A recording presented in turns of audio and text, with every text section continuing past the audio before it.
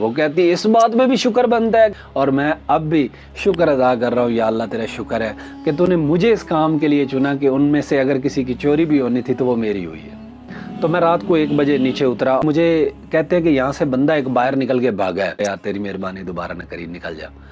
اگلی رات کو 1 بجے کے قریب مجھے لگا، جب میں سویا ہوا تھا، کہ پیٹرول کی کہیں سے کوئی سمیل آ رہی ہے۔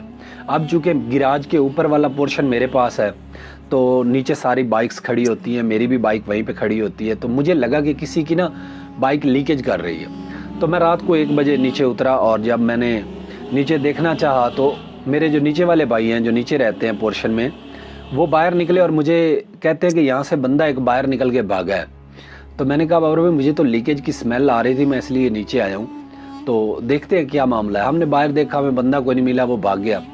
اور جب میں نے بائکس کا جائزہ لیا تو جو میری بائک تھی اس کے ساتھ 1.5 لیٹر والی بوتل وہ لگی ہوئی تھی، اور اس میں پیٹرول جا رہا تھا، وہ تقریباً آدھی سے زیادہ ہو چکی تھی، وہ بھر گئی تھی کہ وہ لے کے اس نے نکلنا تھا جس نے وہ لگائی تھی۔ اب مطلب کہ بائک سے پیٹرول چوری ہو رہا تھا۔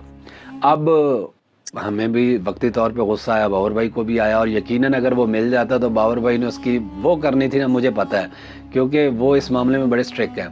لیکن میرا دل کہہ رہا تھا کہ اگر بندہ مل بھی گیا تو میں اس کو کہوں گا یار تیری مہربانی دوبارہ نہ کری، نکل جا۔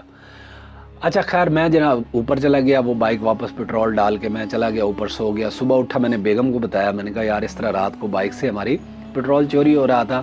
تو پہلے بھی جو ہمیں لگتا تھا کہ یار پیٹرول کاٹ لوایا، آج کیسے ختم ہو گیا، تو مجھے لگتا ہے یہ وہی سین ہوا ہے ہمارے ساتھ، تو آج کنفرم ہو گیا۔ تو بیگم میری پریشان ہو گئی اور کہتی ہے کہ یار ہماری بائک سے پیٹرول چوری ہونا تھا، یار ہمارا کیا قصور ہے، ہم تو کسی کے ساتھ کوئی زیادتی نہیں کرتے۔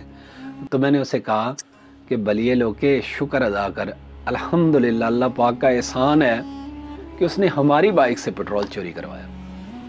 وہ کہتی ہے اس بات میں بھی شکر بنتا ہے کہ ہماری بائک سے پیٹرول چوری ہو رہا ہے، یہ بھی شکر ہم کریں۔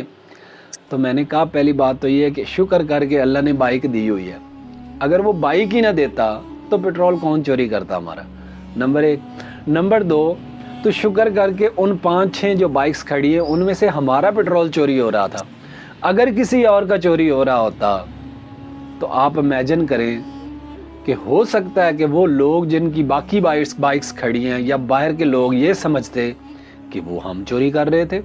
بھائی دیکھیں، ہماری چوری ہو رہی تھی تو ہماری نظر میں سارے چور تھے نا، تو جب ہماری چوری نہ ہوتی کسی اور کی ہوتی، ان کی نظر میں ہم بھی چور ہو سکتے تھے۔ تو میں نے کہا کہ یہ شر میں سے خیر کو نکالو، اس کام کے لیے اللہ نے ہمیں چنا ہے۔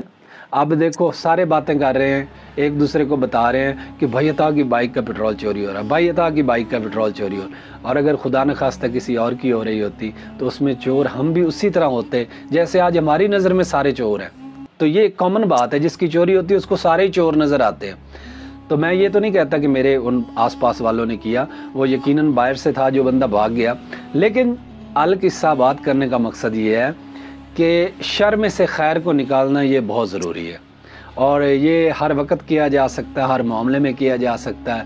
اور میں اب بھی شکر ادا کر رہا ہوں، یا اللہ تیرا شکر ہے کہ تو نے مجھے اس کام کے لیے چنا کہ ان میں سے اگر کسی کی چوری بھی ہونی تھی تو وہ میری ہوئی ہے۔ میں اس بات پہ بھی خوش ہوں۔